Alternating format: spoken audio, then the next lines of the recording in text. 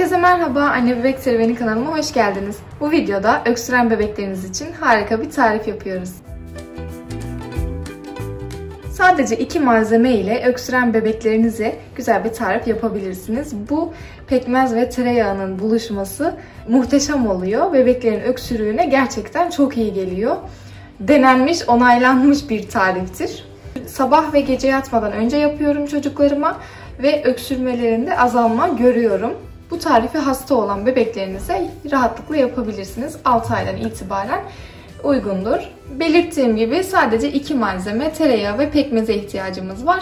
Ben elma pekmezi kullanıyorum. Herhangi bir pekmezi kullanabilirsiniz. Burada bir kaide yok. Bunu kullanın, şunu kullanın diye.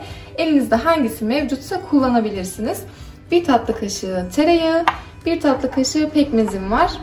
Şimdi hemen yapımına geçelim. Öncelikle şöyle uygun bir tencereyi, tavayı, cezveyi artık hangisi mevcutsa onu ocağa alıyoruz ve altını açıyorum. Önce tereyağını içerisine ekliyorum. Ve tereyağının erimesini sağlıyorum. Çok fazla burada bekletmeden, yani tereyağını yakmadan hemen pekmezini içerisine ekliyorum.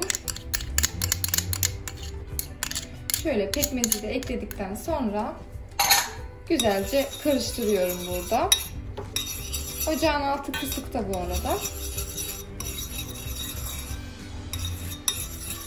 Şöyle güzelce karıştırıyorum. Pekmezle tereyağının bütünleşmesini sağlıyorum.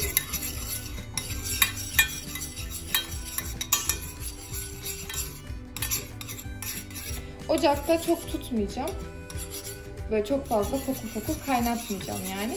Şöyle tereyağı ve pekmez bütünleştikten sonra, güzelce karıştıktan sonra ocaktan alacağız ve artık tamamdır. Güzelce karıştı. Hafif böyle kaynama noktasına geldi. Ocağın altını kapatıyorum. Şimdi tabağıma alabilirim.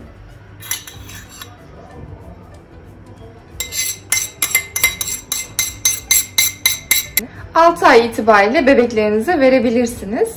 Ben sabah ve akşam olmak şartıyla veriyorum. Bu yaptığımız tek öğünlük. Yani sabah hazırlıyorum ben bunu. Bunu sabah vereceğim. Akşam ayrı yapacağım. Yani saklamıyoruz. Saklarsak tereyağı olduğu için tereyağı donuyor. Bu şekilde tüketilmiyor. O yüzden yapıldığı gibi şöyle hemen tüketilmesi gerekiyor. Gerçekten kesinlikle bu tarifi denemenizi tavsiye ediyorum. Öksürük için birebir diyebilirim. Kanalımda aynı şekilde öksürük için birçok tarifim bulunuyor. Onlara da bakabilirsiniz. Şöyle üstte de bırakacağım. Açıklamalar kısmında bulabilirsiniz. Videonun açıklamalar kısmında. Oraya da link bırakacağım.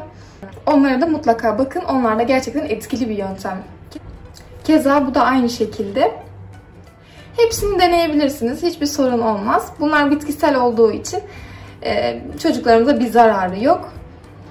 Şimdi çocuklar kahvaltısını yapmışken ben hemen onlara vereceğim. Evet, Beyza Hanım şimdi hakkını yiyecek. Bu pekmezli karışımından. Yiyelim mi?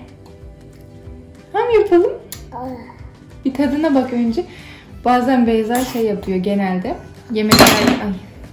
Yemek yerken önce bir tadına bakacak böyle dudağının ucuyla.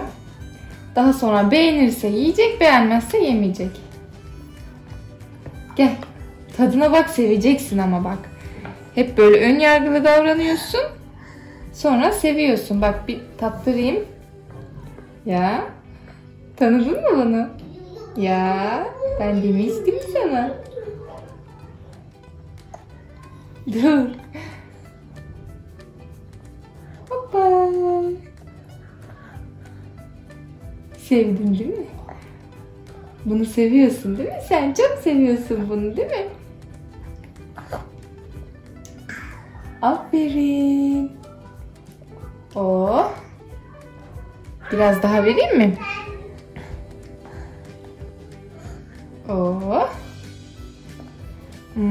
Yarısı da abiye kalsın. Gel. Oh. Aferin benim kızıma. Bak nasıl da yedi benim kızım. Aferin.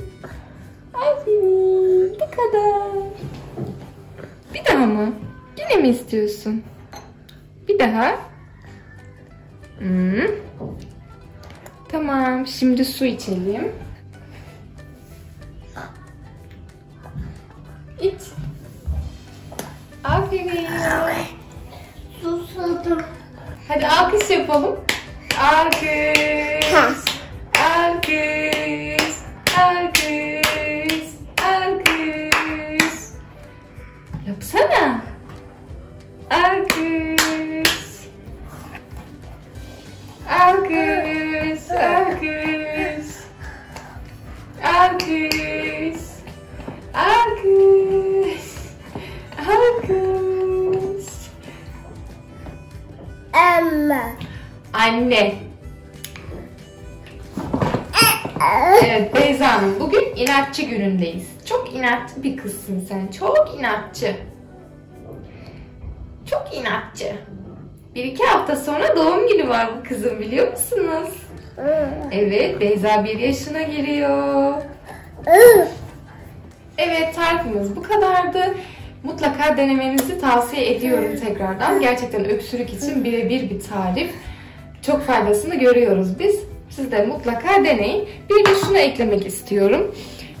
Bebeğiniz hastaysa, grip olmuşsa, üşütmüşse, öksürüğü varsa şöyle gece yatarken göğsüne ve sırtına böyle ütüyle ısıttığınız havluları veya mendilleri koymanızı öneriyorum. Dışarıdan değil, şöyle içeriden şöyle tenine değecek. Ütüyle ısıtıp havluyu buraya ve sırtına koyun. Üstüne kıyafetini giydirin. O ılık havlu balgamın atmasına ve öksürüğüne, hırıltısına iyi geliyor. Bunu da eklemek istedim. Tarifimizi beğendiyseniz beğenmeyi ve bize destek olmak için kanalıma abone olmayı unutmayın. Kanalımda birçok ek gıda tarifi var. Bunlara da bakmak için lütfen kanalımı ziyaret etmeyi unutmayın. Kanala da abone olursanız çok mutlu oluruz. Bir başka videolarda görüşmek üzere. Şimdilik hoşça kalın. Bay bay. Beyza bay bay yap. Bay bay. Bay bay. Bay bay.